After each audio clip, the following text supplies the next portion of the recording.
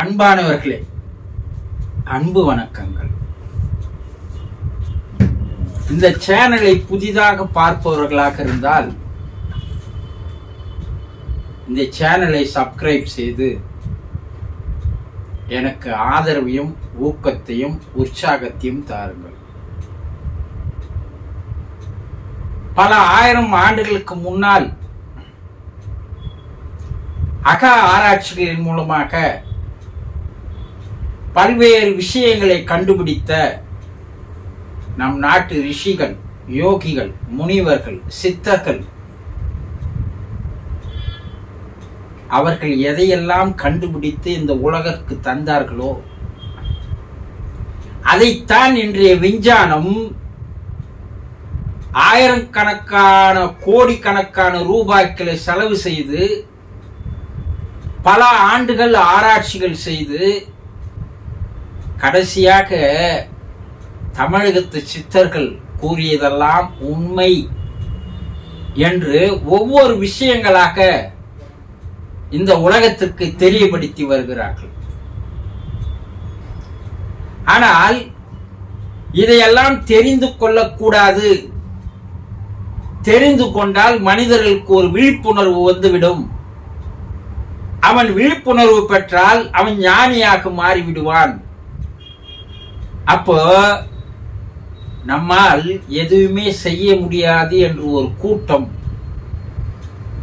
இதையெல்லாம் மறைத்து வேறு திசையில் அழைத்து செல்லுகின்ற வேலையில் ஈடுபட்டு வருகிறார்கள். மனிதர்கள் இதையெல்லாம் புரிந்து கொள்ள வேண்டும். நம்முடைய பாரம்பரியம், நம்முடைய பரம்பரை, நம்முடைய பாட்டனார், முப்பாட்டனார், அதற்கு முன்னே இருந்த பாட்டனார்கள் எல்லாம் நம்முடைய ரிஷிகள், யோகிகள், முனிவர்கள், சித்தர்கள் கூறிய வகையிலே தன்னுடைய வாழ்க்கையை வாழ்ந்ததால் அவர்களுடைய வாழ்க்கை ஒரு முழு நிறைவான வாழ்க்கையாக, சந்தோஷமான வாழ்க்கையாக, ஆனந்தமான வாழ்க்கையாக, மகிழ்ச்சியான வாழ்க்கையாக வாழ்ந்தார்கள்.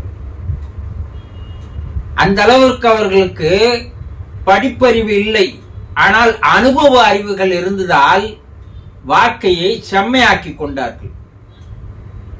ஆனால் படிப்பறிவு இருந்து கூட வாழ்க்கையை அனுபவ அறிவுகள் இல்லாததால் இன்று வாழ்க்கையே தடம் மாறி போய் கொண்டிருக்கிறது, திசை மாறி போய் கொண்டிருக்கிறது, தறிக்கட்டு போய் கொண்டிருக்கிறது.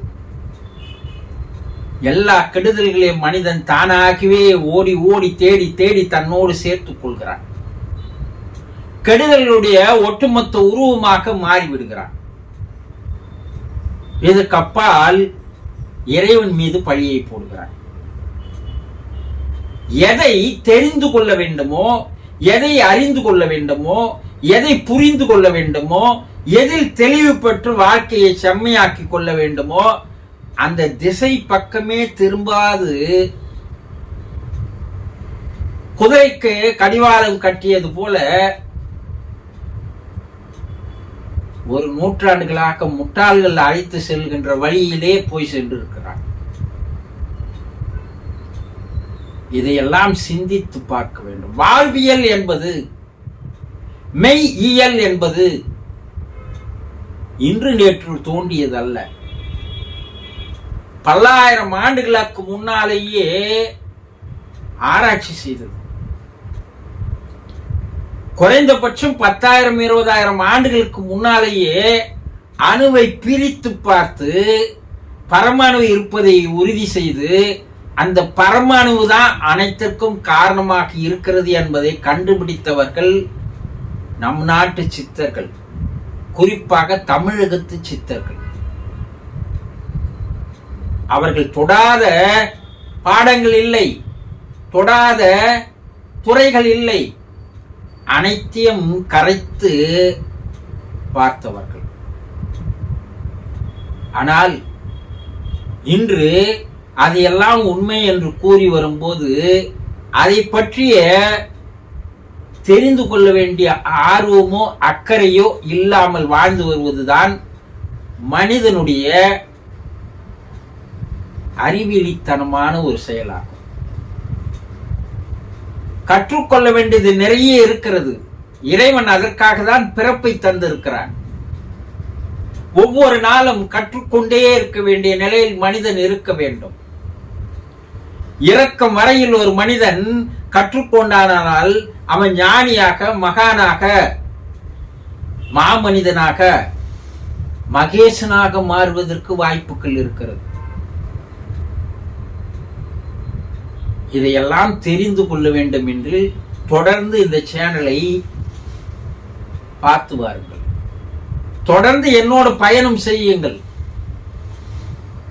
பல ஆண்டுகளுக்கு முன்னால் கண்டுபிடித்த விஷயங்களை எல்லாம் வாழ்வியல், மெய்யியல், ஆன்மீகவியல் இதையெல்லாம் தெரிந்து கொண்டு வாழ்க்கையை செம்மையாக்கிக் கொள்ளலாம். இன்று நாம் என்ன பார்க்க போகிறோம் என்றால், ஒரு அன்பர், இறந்தவர்களுடைய ஆன்மா நம்மிடம் அன்போடும் பாசத்தோடும் இருக்குமா என்று ஒரு கேள்வி கேட்டிருக்கிறார். இறந்தவர்களுடைய ஆன்மா நம்மோடு பாசத்தோடும் அன்போடும் இருக்குமா? 100% இருக்கிறது. அதை நாம் தெரிந்து கொள்வதில் ஆர்வம் இல்லை, அக்கறை இல்லை, ஈடுபாடு இல்லை, முயற்சி செய்வதில்லை. அந்த ஆன்மா என்பது தன்னுடைய தூள உடலோடு தான் உங்களோடு பல ஆண்டுகள் உங்களோடு வாழ்ந்தது இல்லையா? அது தாயாக இருக்கலாம், தகப்பனாக இருக்கலாம், கணவனாக இருக்கலாம், மனைவியாக இருக்கலாம், சகோதர சகோதரிகளாக இருக்கலாம், பிள்ளைகளாக இருக்கலாம். யாராக இருந்தாலும் அவர்கள் உங்களோடு பல ஆண்டுகள் வாழ்ந்தவர்கள் தானே. உங்கள் மீது அன்பும் பாசமும் பரிவும் அக்கறையும் அரவணைப்பும் வைத்திருந்தவர்கள் தானே. இதில் உங்களுக்கு எந்த விதமான சந்தேகமும் இல்லையே.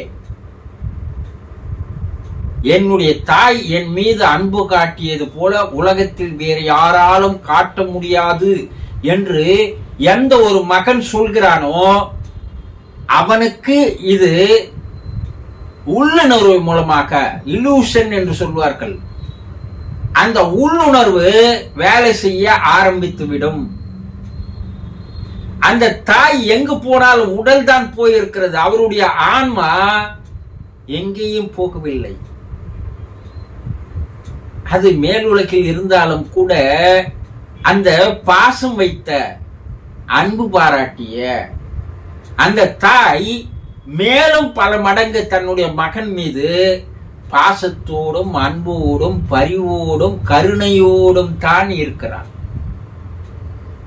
இதில் எந்த சந்தேகமும் உங்களுக்கு தேவையில்லை. பிள்ளைகள் வெளிநாட்டில் வேலை செய்கிறார்கள், தாயோ இந்த நாட்டில் இருக்கிறாள். ஆனால் பிள்ளைகள் தன்னுடைய தாயை ஒரு நாளைக்கு ஒரு முறையாவது 2 முறையாவது நினைத்து பார்க்கிறார்கள். ஆனால் இந்த தாய் எழுந்தது முதல் இரவு ஆழ்ந்த தூக்கம் போற வரையில் ஒரு நாளைக்கு 1000 முறையாவது தன்னுடைய மகனுடைய நினைவோடு தான் அந்த தாய்மார்கள் வாழ்கிறார்கள். இது உண்மையா இல்லையா? அங்க அவனுக்கு நல்ல சாப்பாடு கிடைக்குமா? அவனை கவனித்துக் கொள்வதற்கு சரியான ஆட்கள் இருப்பார்களா? 25 ஆண்டுகள் நான் அவனுக்கு பார்த்து பார்த்து அவனுக்கு சமைத்து போட்டு அவனை வளர்த்திருக்கிறேன். புதிதாக மனைவியாக வந்திருப்பவள் அதையெல்லாம் தெரிந்து கொண்டு அவனுக்கு தேவையான உணவை தருவாளா? பிள்ளை பத்திரமாக வேலைக்கு போகிறதா வருகிறதா? இப்படி எண்ணற்ற எண்ணங்கள், எண்ணற்ற கவலைகள் அந்த தாயை சுழற்சி முறையில் இருந்து கொண்டே இருக்க செய்கிறது இல்லையா? தொப்புள் கொடி உறவு சுடுகாடு மட்டும் என்று சொன்னார்கள். இதுல இந்த தத்துவத்துல பெரிய அர்த்தம் இருக்கிறது. அந்த உடலில் இருக்கின்ற அந்த தொப்புள் கொடி மூலமாக தான் நினைவுகள், எண்ணங்கள், சிந்தனைகள், கவலைகள், உணர்ச்சிகள் என்று சொல்லக்கூடிய ஃபீலிங்ஸ் எல்லாமே அது மூலமா தான் டெலிகாஸ்ட் ஆகுது, பிரபஞ்சத்தில் வெளியே பரவுகிறது. அது எத்தனை கோடி மைல்கள் இருந்தாலும் அந்த வெளியே, அந்த பிரபஞ்சத்தில் வெளியே அதிர்வலைகளாக வருகின்ற அந்த எண்ணங்கள், நினைவுகள், கவலைகள், வேதனைகள், துக்கங்கள் என்ற இந்த உணர்ச்சிகள், உணர்வுகள் மிக வேகமாக சென்று அவன் மகன் எந்த வெளிநாட்டில் இருந்தாலும் அவனை போய் அடைய செய்கிறது என்பதை இன்றைய விஞ்ஞானம் 100% உண்மை என்பதை எண்ணத்தின் வலிமை என்று கண்டுபிடித்திருக்கிறார் இல்லையா? அப்போ அந்த தாய் உன்னை விட்டு போனாலும், தந்தை உன்னை விட்டு போனாலும், உடன்பிறப்புகள், ரத்த சம்பந்தங்கள் எங்கே இருந்தாலும் உன்னை விட்டு போனாலும் கூட தொப்புள் கொடியை விட அந்த சூக்கும உடல் இருக்கிறது பார், ஆவி உடல், அது பல ஆயிரம் மடங்கு அதிகமான சக்திகளை உடையது. அது அங்கிருந்து அனுப்புகின்ற எண்ணங்கள், நினைவுகள், கவலைகள், வேதனைகள், துக்கங்கள், துயரங்கள் இவையெல்லாம் தன்னுடைய பிள்ளைகளுக்கு வந்து சேர்கிறது.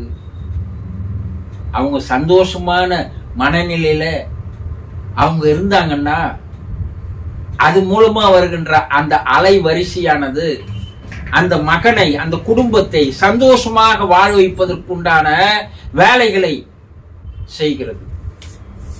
அந்த இறந்து போன பெற்றோர்கள், இரத்த சம்பந்தங்கள் மேலே இருந்து ஒரு துக்கமான, துயரமான நிலையில் இருந்தால் அந்த எண்ணங்கள், உணர்வுகள், உணர்ச்சிகள் கூட வந்து அவர்களுடைய குடும்பத்தாரிடம் வந்து சேர்கிறது.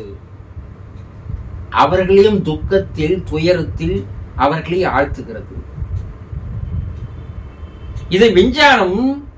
நீ எந்த ஒரு எண்ணத்தை பிரபஞ்சத்தில் அனுப்புகிறாயோ அதே எண்ணம் தான் மறுபடியும் உன்னிடம் வந்து சேர்கிறது என்று கண்டுபிடித்திருக்கிறார்கள் இல்லையா? அப்ப அந்த எண்ணத்திற்கு, அந்த நினைவிற்கு, அந்த சிந்தனைக்கு, அந்த கற்பனைக்கு ஒரு மாபெரும் ஆற்றல் சக்தி இருக்கிறது.